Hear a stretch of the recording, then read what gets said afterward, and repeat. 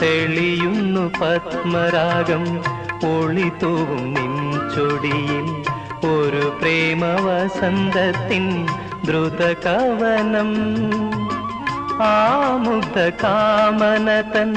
അലങ്കാര കന്തളങ്ങൾ അബലനമെന്നെയും കവിയാക്കി ഒരു പ്രേമ കവിത ഞാൻ എഴുതിടട്ടെ നിൻ അധരത്തിലെന്നും അത് ശ്രുതിയിടട്ടെ